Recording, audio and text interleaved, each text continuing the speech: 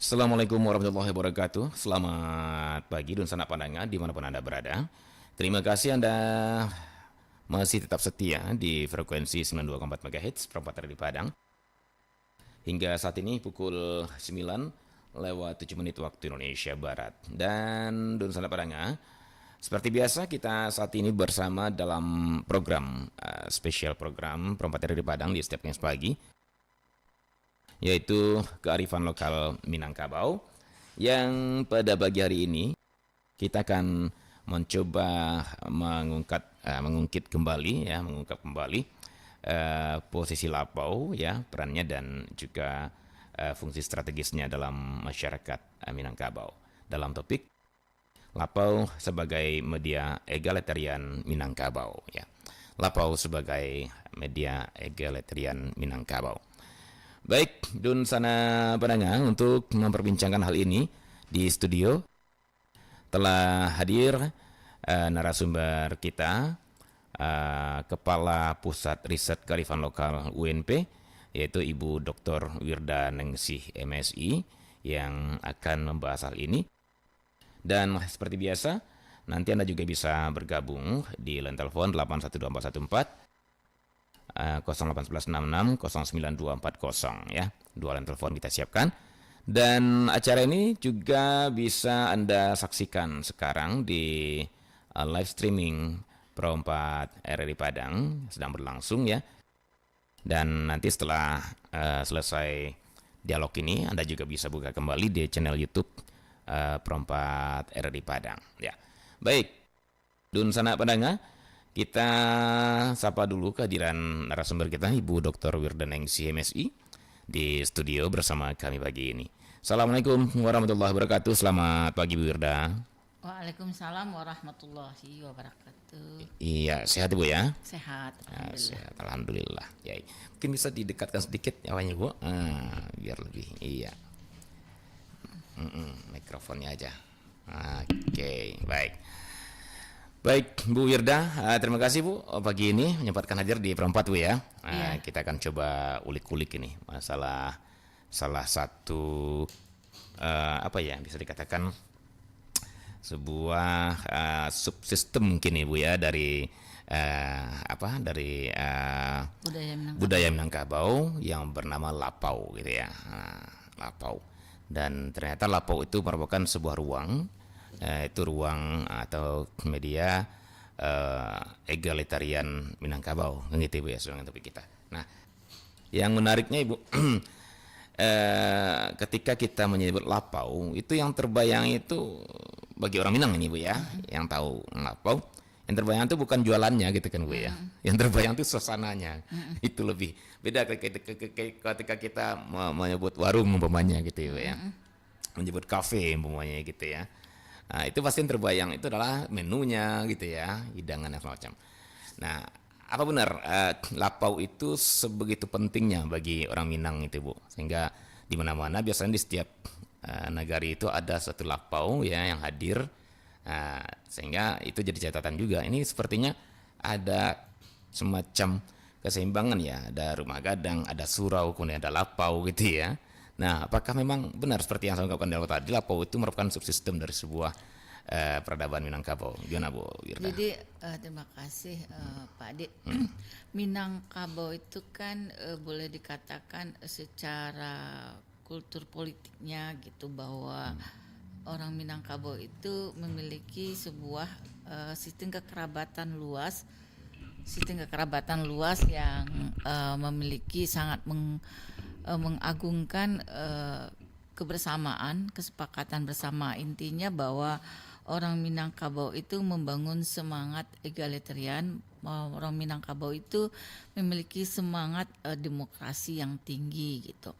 Nah, bahwa orang Minangkabau itu kan punya prinsip hidup, bahwa dalam setiap keputusan itu ada kesepakatan, boleh ayah dek pembuluh, boleh kato dek mufakat. Jadi yang paling tinggi itu adalah keputusan bersama, kesepakatan bersama. Kalaupun ada pemimpin hanya dimajukan selangkah sebagai fasilitator bagian dari pengambilan keputusan di dalam kehidupan orang Minangkabau.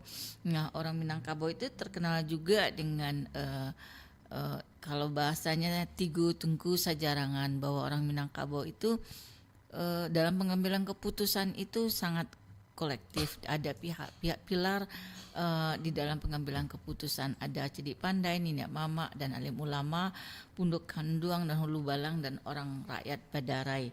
Nah, semuanya itu satu kekuatan dalam proses-proses pengambilan putusan, proses-proses pengambilan kebijakan. Dan juga orang Minangkabau itu juga punya prinsip basilang kayu ditungku mako api kahidui. Artinya bahwa orang Minangkabau itu punya prinsip kita bisa berbeda-beda pendapat, bisa berbeda-beda pandangan, tapi kita bisa mampu bernegosiasi untuk bersepakat untuk mengambilkan keputusan bersama. Nah, prinsip-prinsip filosofi seperti itu juga diterapkan, diejawantahkan di dalam sub-sub sistem kebudayaannya, misalnya di surau, di lapau, termasuk dangau yang ada di persawahan.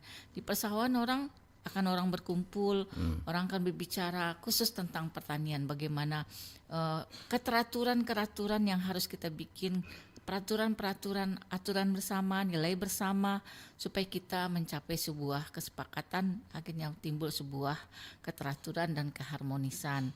Nah, begitu juga lapau gitu. Lapau itu juga menjadi sebuah ruang egalitarian, ruang demokrasi dari orang Minangkabau, bahwa orang di lapau itu tidak hanya fungsinya sebagai orang tempat makan atau minum, tapi adalah banyak fungsi-fungsi sosialnya gitu. Fungsi sosialnya seperti memang kalau dari beberapa literatur tunjukkan bahwa lapau itu tempat komunikasi orang-orang yang akan setelah itu akan pergi bekerja gitu. Mungkin ada sebuah dicari apa, ada pekerjaan sekarang bisa disepakati untuk ikut dan sebagainya. Kemudian tempat belajarnya anak muda untuk menjelang dewasa gitu.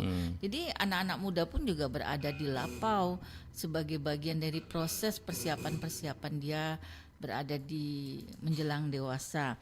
Kemudian tempat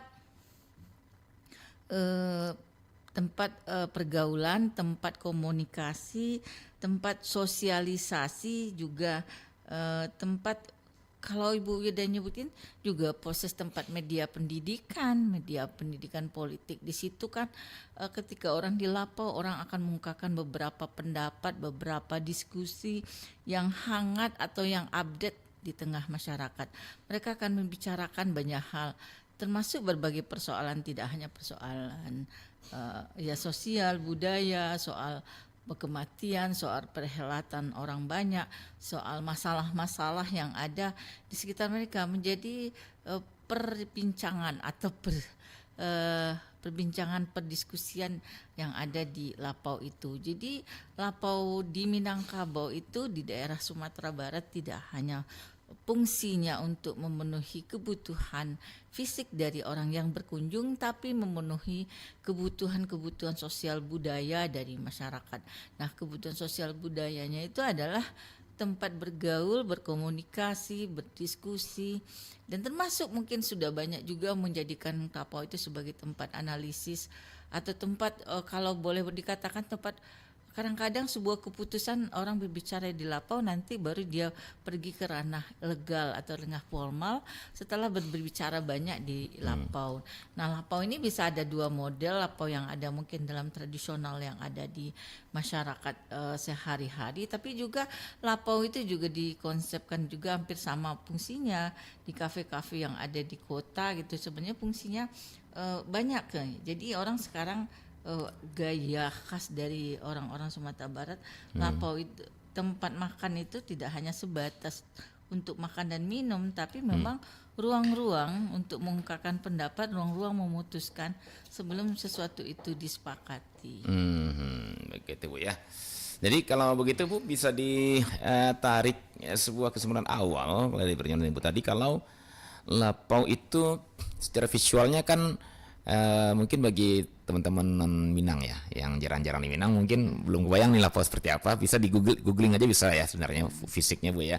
Tapi kemarin awalnya ada meja, ada tempat lantai setelah kitanya ya Bu ya, tempat duduk itu dari bambu gitu ya. Terus nanti ada orang Lapau yang punya warungnya bikin minuman, ada makanan ringan kan gitu ya Bu ya, dihidangkan. Nah, tapi seperti yang kita antarkan di awal tadi bahwa ketika orang Minang yuk Lapau yang terbayang bukan makanannya gitu, di suasananya ya Bu ya. Bisakah kita simpulkan kalau Lapau itu ternyata sempat di luar tempat minum dan makan ringan itu lebih ke ruang sosial, kemudian pusat informasi dan komunikasi, kemudian juga media demokrasi lokal, pokoknya gitu ya, Pak ya. Kemudian pembelajaran sosial dan juga pemersatu komunitas kayak gitu. Bisa disimpulkan seperti itu barangkali Ibu ya. Iya. Nah, yang menariknya yang jadi pertanyaannya begini, Bu. Memang tidak bisa dipungkiri bahwa karakter dasar orang Minangkabau itu adalah kebersamaan, gitu ya Bu ya. Seperti pepatahnya ringan sama dijinjang, barek sama dipikul, ringan sama dijinjang itu ya Bu ya. Selalu dan pada akhirnya seperti Ibu bilang tadi, semuanya yang tertinggi itu adalah musyawarah, lagi kebersamaan. Pertanyaannya kenapa mesti Lapau yang hadir, gitu Bu ya. Bukan tidak cukupkah umpamanya surau? Kan kita tahu juga di Minangkabau itu setiap negeri ada surau. Tidak cukupkah umpamanya rumah gadang gitu ya Bu ya, untuk berunding gitu ya. Surau sudah ada juga nih ruang gitu ya. Nah, tidak cukupkah umpamanya gelanggang umpamanya gitu ya. Kenapa masih ada Lapau? Nah, ini yang jadi apa Bu? Jadi menariknya. Kenapa mesti di Lapau harus hadir dalam sebagai subsistem dari peradaban Minangkabau itu Bu Wirda? Ya, karena mungkin kalau Lapau lebih terbuka gitu. Kalau misal surau ada etika aturan tertentu juga. Kalau kemudian kalau rumah gadang lebih spesifik persoalan keluarga luas itu sendiri. Kalau medan mepaneh itu memang gelanggang itu memang lebih sifatnya formal dari adat itu sendiri. Tapi kalau Lapau itu kekasannya lebih terbuka ya, lebih cair, lebih bebas dan lebih merdeka dan semuanya akan memiliki tidak punya jenjang-jenjang status yang sosial, semuanya lebur, duduk sama rendah, tegak sama tinggi gitu. Dan status sosial orang di situ tidak sama gitu. Mungkin yang duduk di situ sama makan, sama duduk, sama berdiskusi. Jarak antara orang yang satu dengan jarak itu tidak ada sebatas sosial yang sangat tinggi. Jadi momennya itu beda-beda. Kalau di surau lain momennya ada, di lapangan juga akan berbeda lagi. Kalau di beda-beda kekhususannya. Tapi kalau Lapau itu kan memang lebih terbuka dan lebih orangnya tidak pilihan gitu.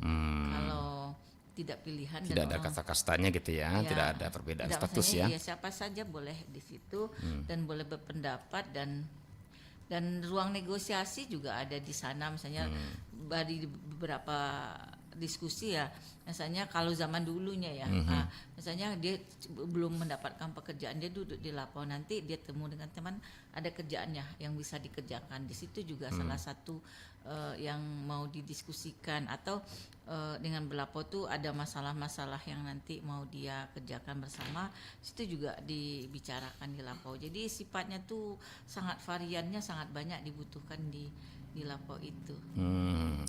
Dan barangkali karena Lapau itu merupakan subsistem dari kebudayaan Minangkabau, kosakata Lapau itu sendiri asli Minangkabau kah Ibu atau serapan ini Bu ya? Karena ada kata-kata sepadan yang lain, saya lihat ada yang mengatakan lepau gitu ya.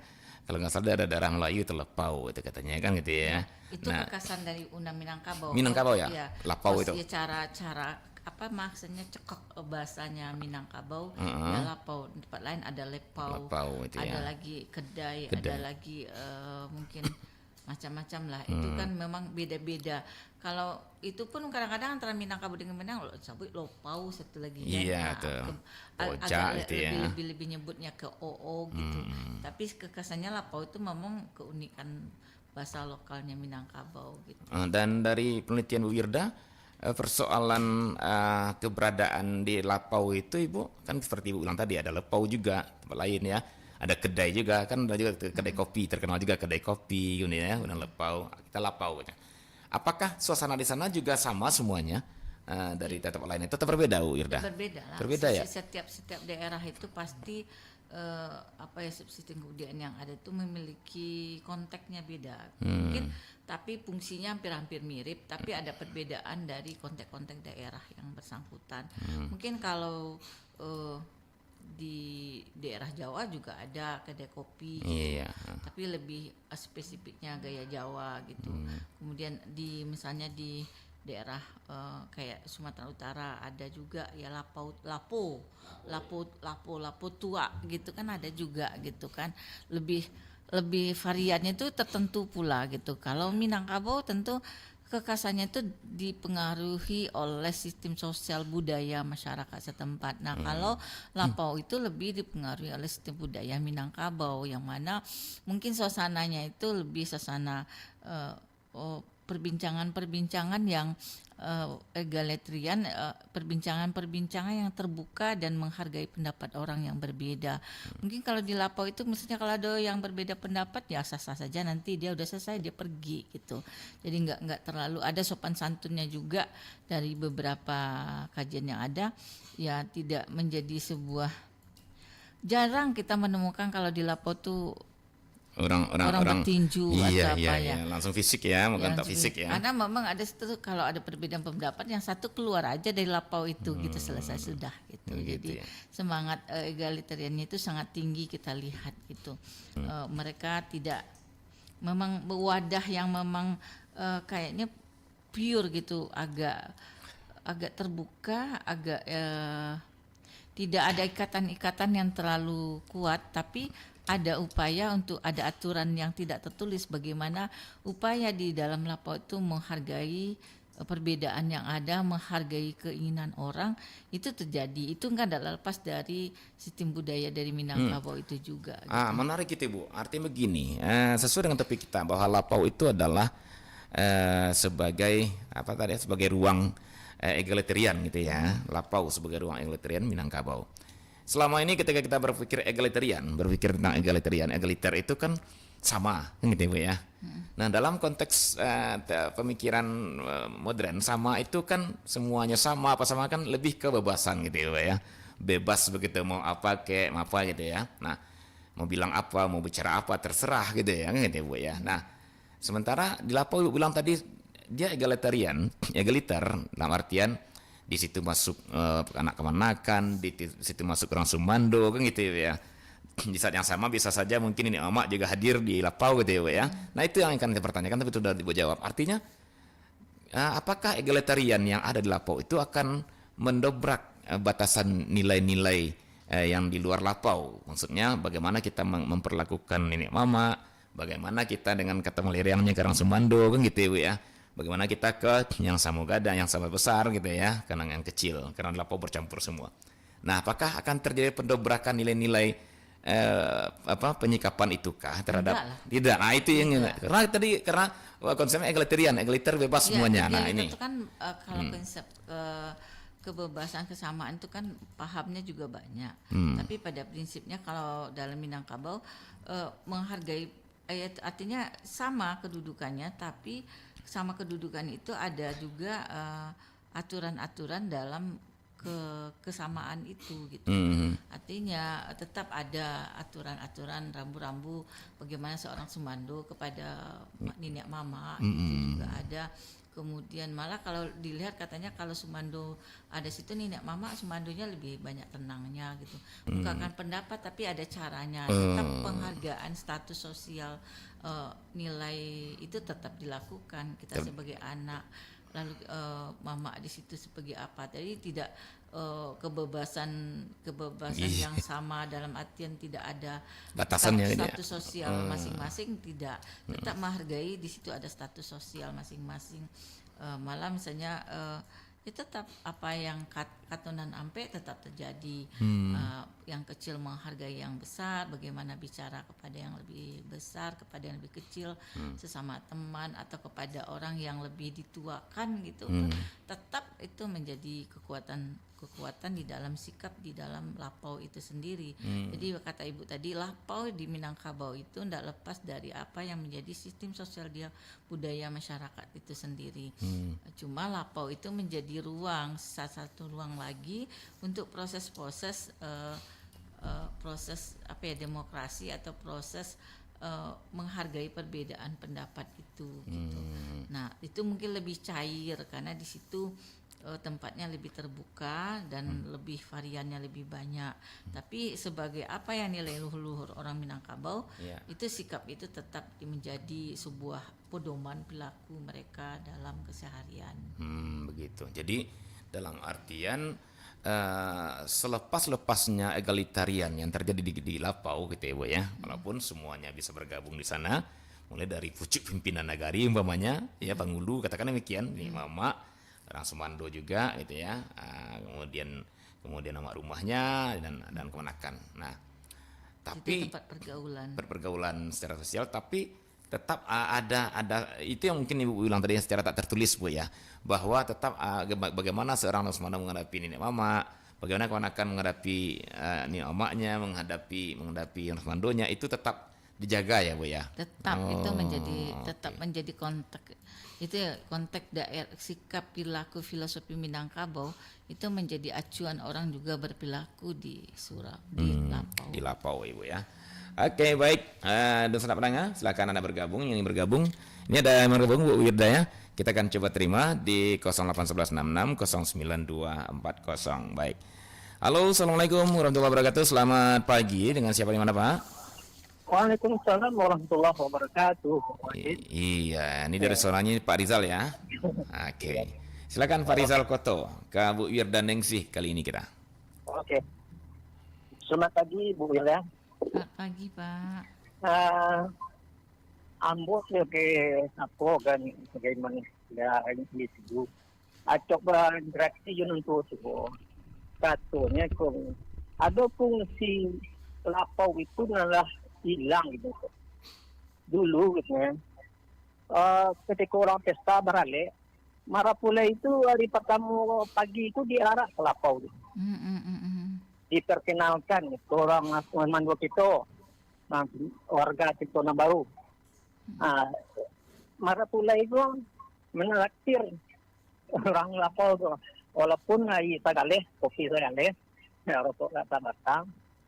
Jadi hubungan silaturahmi itu capek atau menyatu warga setempat. Jadi fungsi lapau nan Sopo itu kini payah. Kamu sendiri tidak bersobo kamu itu beda. Bahkan menggairahkan fungsi lapau nan Sopo itu balik. Iya. Kalau bahasa orang kininya merevitalisasi ya Pak ya. Iya, mengembalikan alat vitalnya istilahnya alat vital nagari gitu ya. Iya, itu kan kebudayaan yang bagus Iya, revitalisasi. Itu Bu Wirda, terima kasih. Terima kasih juga.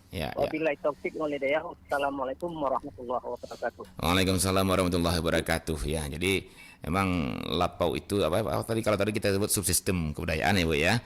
Tapi kalau sekarang kan istilah fasilitas ya, fasilitas vital. Kalau negara punya ini fasilitas vital nagari gitu. Baik, mari kita Bu Wirda pertanyaannya ya, gimana kita. Tapi sebenarnya ini juga kan saya bahas ini Pak Rizal, tapi keduluan nggak apa, kita langsung masuk saja.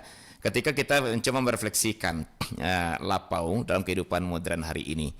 Tapi itu mungkin lebih luas lagi pembahasannya. Ini satu bagian itu adalah Pak Rizal sudah katakan tadi bahwa dulu Ampulai Baru itu setelah hari berapa itu ya, hari ketiga ya kata Pak atau hari kedua itu harus duduk di warung, dia di lapau maksudnya, kemudian mentraktir, kalau bahasa sekarang terkutip mentraktir lah yang duduk di sana, mungkin segelas teh telur gitu ya, atau segelas kopi ya, katan semacam untuk seorang pagi. Itu pertanda sebuah pernyataan dia ingin bergabung untuk diterima secara baik di daerah tersebut. Bahkan saya pernah dapat cerita Ibu, kalau di kampung ayah saya dulu katanya ketika hari nggak datang itu rumah itu bisa disiram pasir gitu.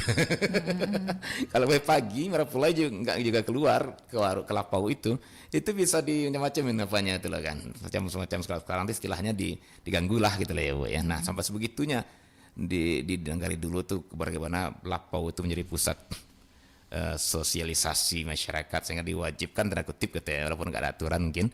Tapi kalau langsung mando baru di negara itu nggak ke lapau di hari kesekiannya itu baru dia tinggal di rumah keluarga anak darunya itu udah apa sekali gitu ya. Nah, ini menarik daripada melihat sebuah proses semacam adaptasi kah namanya, akulturasi kah dari pendatang ke satu nagari sehingga terjadi sosialisasi di sana gitu ya. Nah, gimana nih revitalisasinya? Kan gitu pertanyaan Bu Pak Rizal untuk satu kasus ini. Baik, sebelum kita jawab barangkali yang lain tadi ada kedengaran teleponnya, silahkan di 0751812414. Ada yang bergabung, kalau tidak kita jawab dulu nih. Silakan Bu Irna, tanggapan untuk Pak Rizal. Sebenarnya itu kan istilahnya seorang Sumando yang baru bergabung dengan keluarga besar perempuan itu dianjurkan atau diharapkan untuk mampu juga beradaptasi tidak hanya dengan keluarga besar perempuan tapi juga beradaptasi dengan tetangga, dengan lingkungan sekitarnya gitu. Jadi itu sebenarnya adab adab berkeluarga ya, berkeluarga dengan masyarakat gitu. Jadi kita yang artinya kalau dulu Sumando itu kan biasanya mungkin daerah lain lalu dia masuk, tentu dia tidak hanya berkomunikasi dengan keluarga besar perempuan tapi juga berkomunikasi dengan masyarakat luas. Nah, salah satu untuk bisa menemui masyarakat luas itu berada di lapau.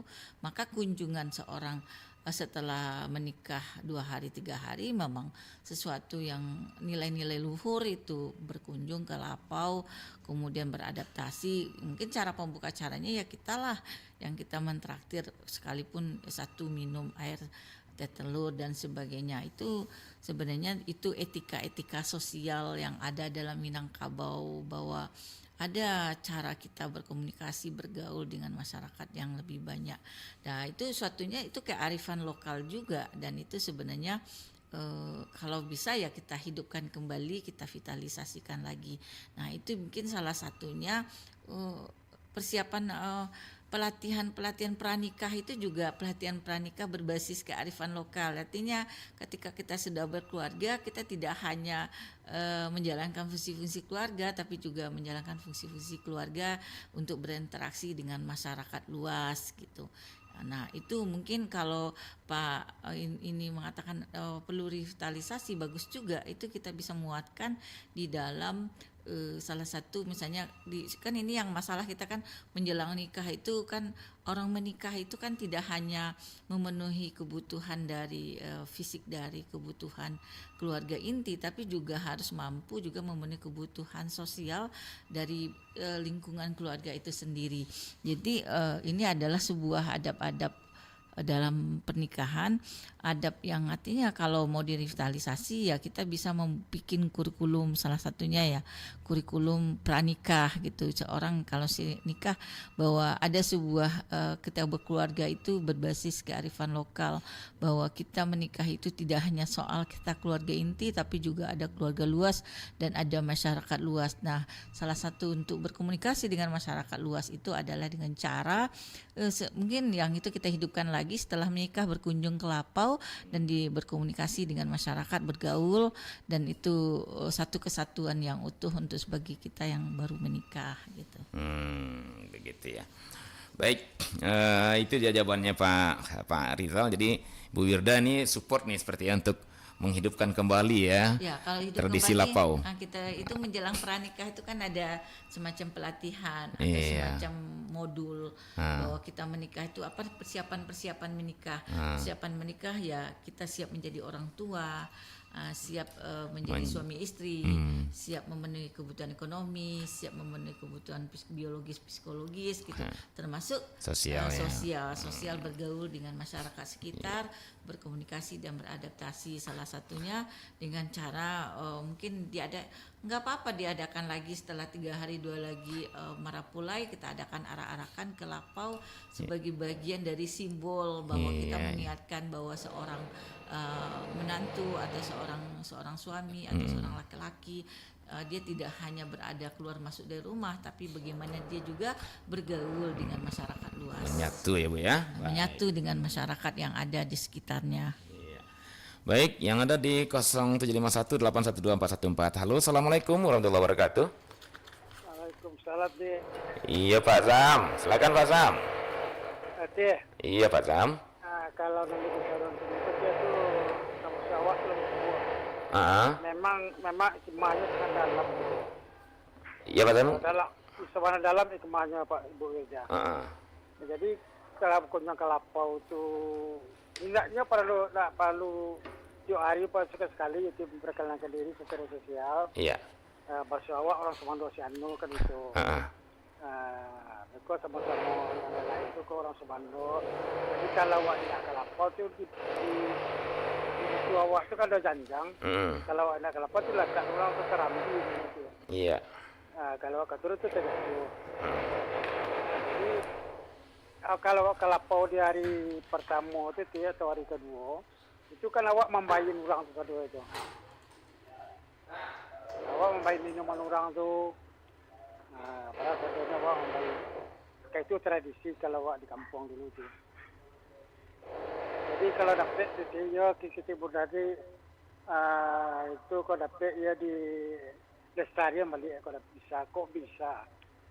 Tapi kalau tidak bisa apa boleh buat. Memang itu kegunaannya itu ya, dia sangat dalam mana. Jadi awak kalau di paikan luar nanti kalau cari satu orang awak, jadi kalau awak tidak kelapa tu nak jangan luar orang lah. Itu ya.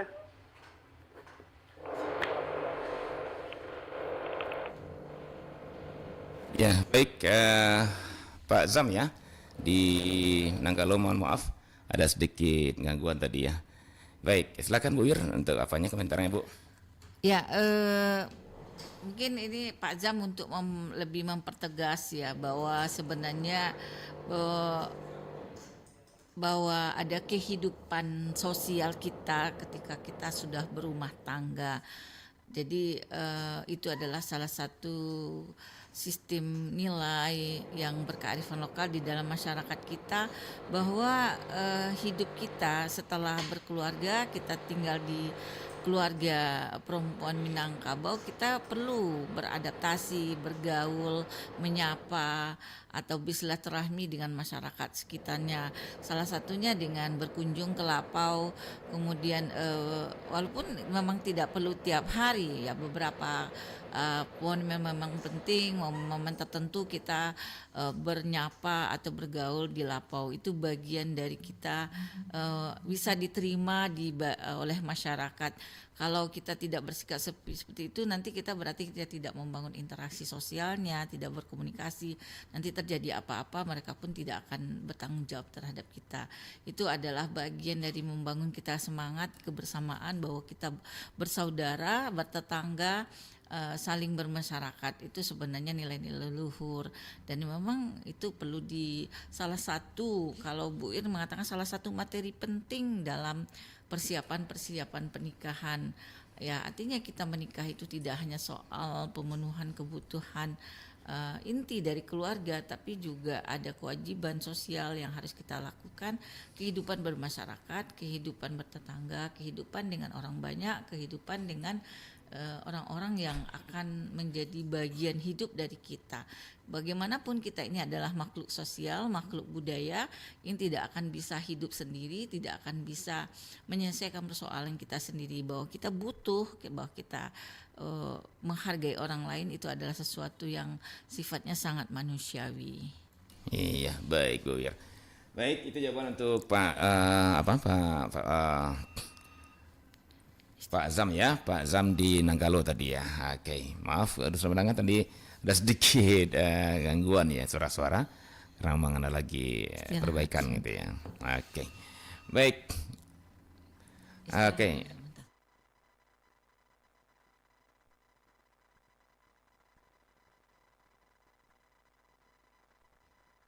Ya baik, Dun Sanak Padanga, sebelum kita lanjutkan ke kearifan lokal Minangkabau ini, kami jeda sesaat dan jangan mana Dun Sanak, kita akan masih tetap bersama Ibu Wir dan Ningsih, tetap di 92,4 MHz.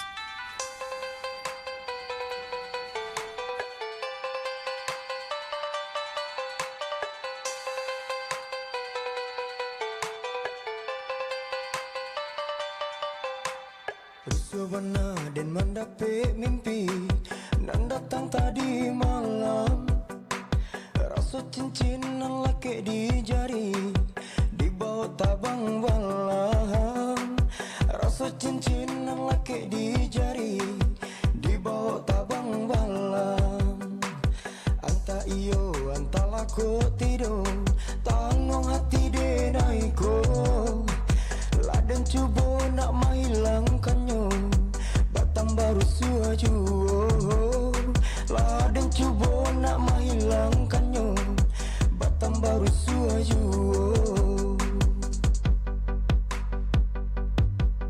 De aro kasih ka dia surang la abi jantung denai barikan. Dinai sangko kacang nang tumbuh di ladang bina rumah laki ronyo. Dinai sangko sayang bake awak sorang kironyo berbagi dua. Dinai sangko kacang nang tumbuh di ladang bina rumah laki ronyo. Dinai sangko sayang bake awak sorang kironyo berbagi dua.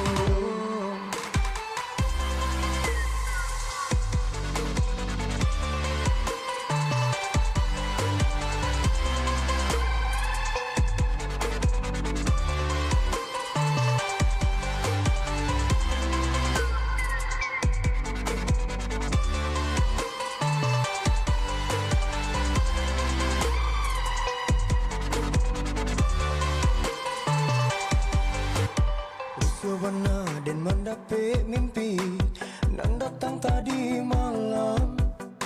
Rasa cincin laki di jari di bawah tabang balam. Rasa cincin laki di jari di bawah tabang balam. Anta iyo anta laku tidur tanggung hati denaiku. Laden cuba nak menghilangkannya batang baru suaju. Laden cuba nak menghilangkannya batang baru suaju. De aro kasih ka dia surang la abi jantung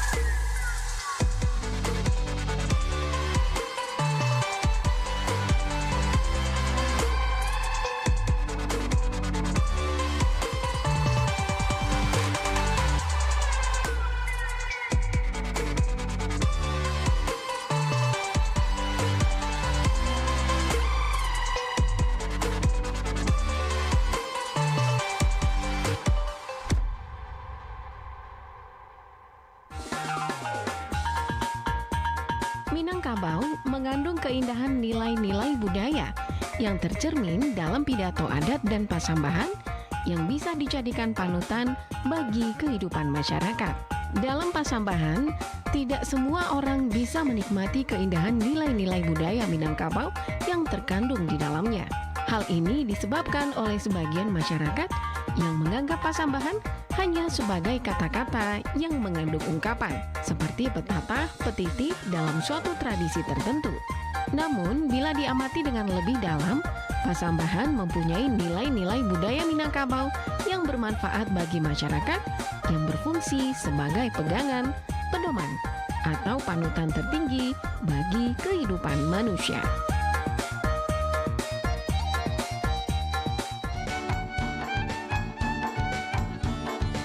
Batombe merupakan seni pertunjukan balas-membalas pantun yang disampaikan dengan cara mendendangkan pantun antara laki-laki dan perempuan yang berasal dari Nagari Abai, Kecamatan Sangir Batanghari, Kabupaten Solok Selatan, Provinsi Sumatera Barat. Adanya kesenian Batombe karena terlahir dan terikat dengan aturan adat yang berlaku. Maka terdapat syarat yang mengikat sebelum dilaksanakannya, yaitu penyembelihan sapi, kerbau, atau kambing. Dikatakan melanggar aturan atau berhutang secara adat apabila Batombe dilakukan tanpa penyembelihan tersebut. Dalam pelaksanaannya, alur Batombe dimulai dengan pembacaan pantun pembuka oleh seorang datuk. Kemudian terdapat 13 pemain yang terdiri dari 10 orang laki-laki dan 3 orang perempuan. 12 pemain memasuki arena dengan membentuk lingkaran, sedangkan 1 pemain akan menari di dalam lingkaran tersebut. Kesenian Batombe ini berjalan dengan penuh keceriaan dengan diiringi oleh musik gendang atau talempong. Musik gamat adalah salah satu jenis musik tradisional Minangkabau yang berkembang di daerah pantai barat Sumatera Barat atau pesisir Minangkabau. Musik ini lahir dari akulturasi budaya pribumi dan budaya barat yang sampai sekarang tetap hidup dalam masyarakat Minangkabau, khususnya di Kota Padang. Musik gamat terdiri atas gabungan vokal dan instrumental. Secara tradisional, instrumen musik yang digunakan dalam ensemble ini adalah biola, akordion, gitar, kontras bas petik, maracas, dan gendang.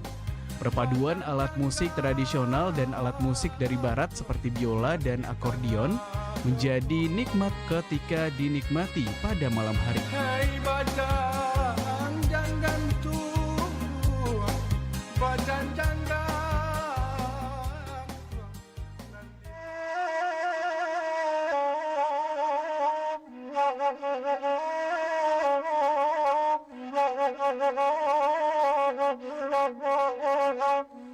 Falsafah adat Basandi Syara, Syara Basandi Kitabullah, yang merupakan filosofi dasar kehidupan orang Minangkabau, menggambarkan harmonisasi antara kehidupan sosial orang Minang yang berlandaskan adat dengan nilai-nilai Islam. Hal ini menunjukkan nilai-nilai toleransi atas kesadaran adanya perbedaan dalam kehidupan yang juga diisyaratkan oleh falsafah alam takambang jadi guru, di mana unsur alam yang berbeda-beda kadar, sifat dan peranannya itu saling berhubungan tetapi tidak saling mengikat, saling berbenturan tapi tidak saling melenyapkan, dan saling mengelompok tapi tidak saling meleburkan. Unsur-unsur itu hidup dengan eksistensinya masing-masing dalam suatu harmoni. Karena itu sejatinya orang Minang tidak akan pernah memaksakan, meleburkan, dan melenyapkan perbedaan, melainkan mengayomi dan menjaga keharmonisannya sebagaimana alam telah mengajarkannya.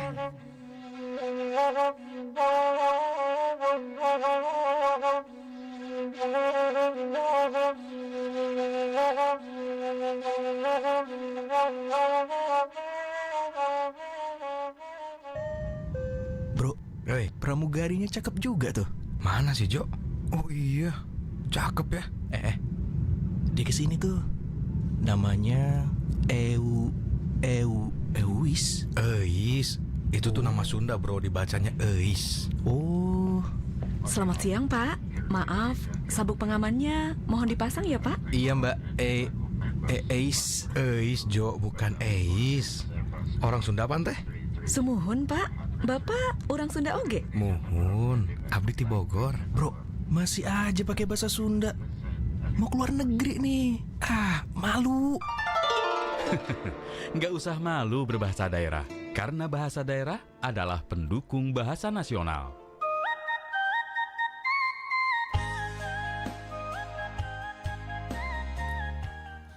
Penempatan di Padang Suara Budaya Sumatera Barat. Baik, Dun Sanak Pananga, kita lanjutkan kearifan lokal Minangkabau kita di pagi ini, Dun Sanak Pananga.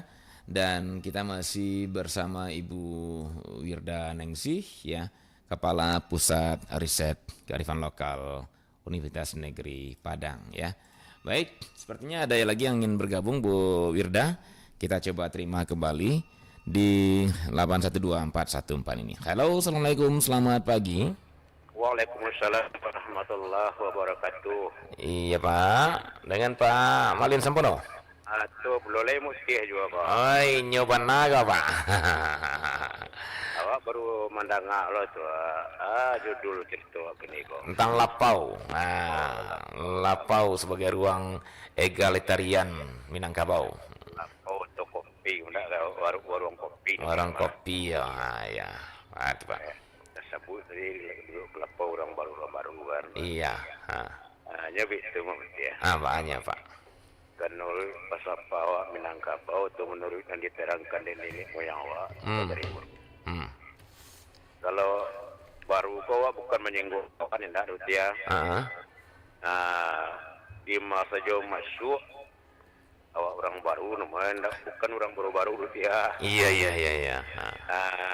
Kalau contohnya ke kemutih. Istilahnya menjeluduk bungkuk lompek patah. Lima bunga kerja sinar langit jujuang. Iya. Lima sumur sawuk sinar yang dipatah. Menurut sepanjang adat yang diterangkan dengan. Jadi untuk kelapau itu bukan untuk minum kopi saja nanti. Mencari bisa untuk penghidupan ekonomi awak. Bisa untuk mencari dusana. Iya. Bisa untuk guru-guru mencari ikan baik. Malahan atau kau kamu bagai. Iya betul. Jadi mudah-mudahan nan budaya awak sepanjang awak diterima dari guru atau dari nenek moyang awak, ayo begitu. Oke. Jadi kalau masuk ke kampung itu pandailah. Baik. Jadi pandailah. Jadi supaya dapat awak berdosana atau dapat teman atau dapat untuk pengebitu menukul mewah. Contohnya pagi-pagi kelempau atau sanjo. Ada kepan habis itu melin ke mako aja. Insyaallah lin ke maro. Ane musa kerja Jawa su aja. Iya. Kan sampai ke kan. Betul. Itu ku orang baru di kampung melin. Solayang. Suku sih. Solayang ko di mako di Senan mukti sana tentu solayang lah kan. Bisu-bisunya jalan lah mesti ke Solayang. Ku tapi beli sepenuh aku. Jadi mohon maaf Pak Malin, waktu tua tinggal 3-4 menit lah. Itu sih ya. Ya. Jadi Pak Malin. Banyak ya. Iya Pak Malin. Assalamualaikum warahmatullahi wabarakatuh. Waalaikumsalam warahmatullahi wabarakatuh. Pak Malin Sampono.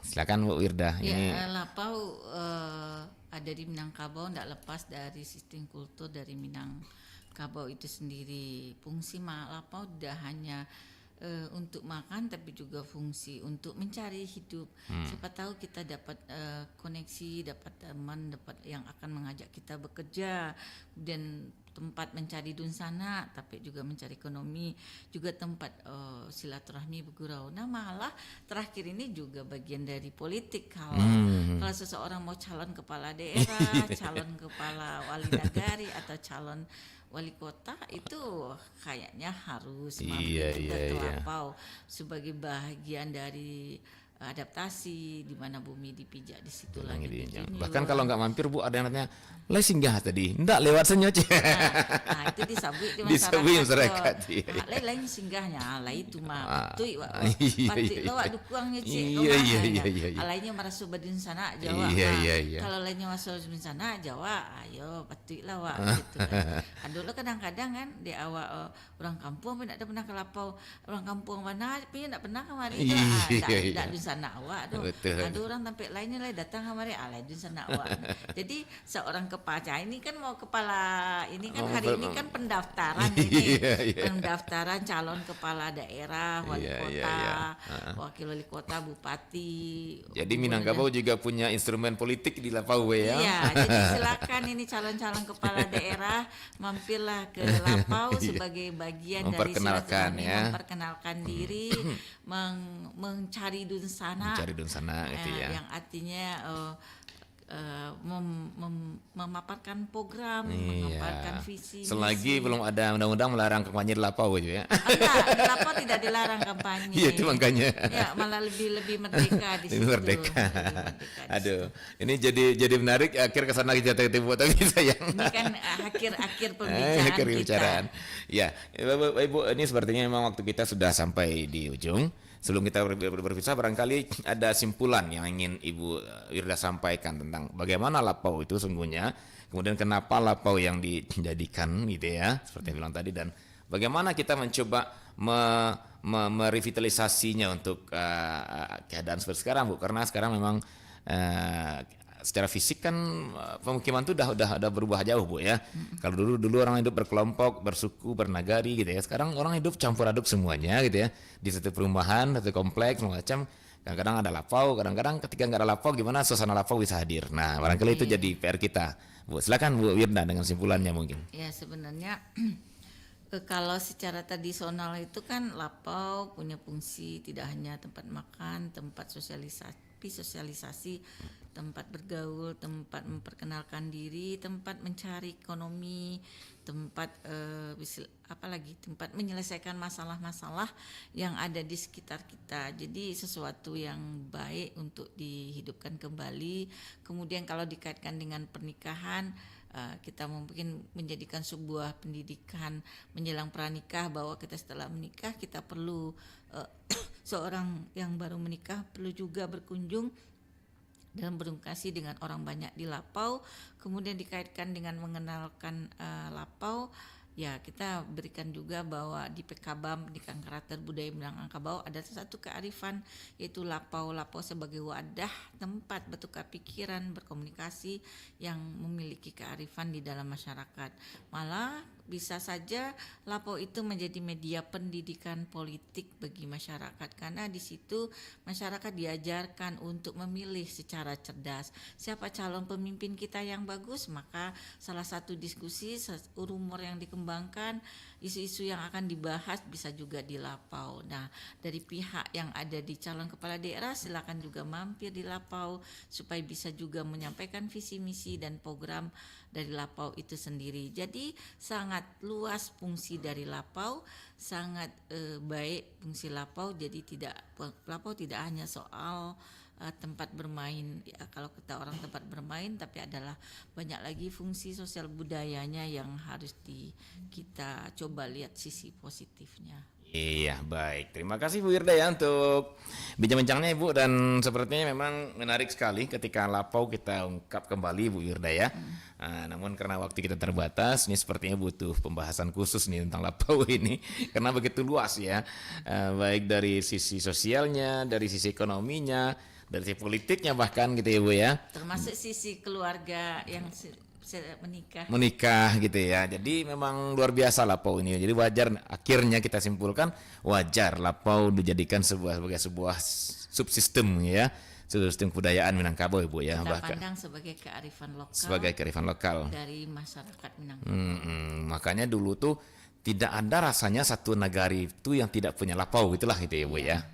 Selalu ada, dan uniknya selalu bergandengan Bu ya, dekat-dekat surau ke masjid ada lapau gitu ya, rata-rata seperti itu dulu kita perhatikan Bu. Jadi mereka selama lama otak di lapau, nanti pas waktu sholat dia ke masjid, ke musala gitu ya Bu ya. Ada waktu saat tertentu dia pergi ke sawah. Iya, ke sawah. Di saat istirahat ada di dangau. Di dangau pun perlu bersepakat dengan orang-orang yang bekerja. Jadi di mana badan duduk di situ ada proses musyawarah, proses keputusan bersama, ada proses diskusi, ada proses literasi politik orang Minangkabau itu sangat bagus. Jadi intinya orang Minangkabau itu selalu ingin bersama, itulah itu Ibu ya, tidak ingin individualisme gitu. Baik, Dusana Pananga, sampai di sini acara Kearifan Lokal Minangkabau kita pada pagi hari ini. Topik menarik kali tentang lapau sebagai ruang egalitarian Minangkabau bersama Ibu Wirdaningsih, Kepala Pusat Riset Kearifan Lokal Universitas Negeri Padang. Ya, terima kasih atas dengarnya dan mohon maaf atas kekurangan, semoga bermanfaat dan sampai jumpa di Kearifan Lokal Minangkabau berikutnya. Assalamualaikum warahmatullahi wabarakatuh. Pro 4 RRI Padang, Suara Budaya Sumatera.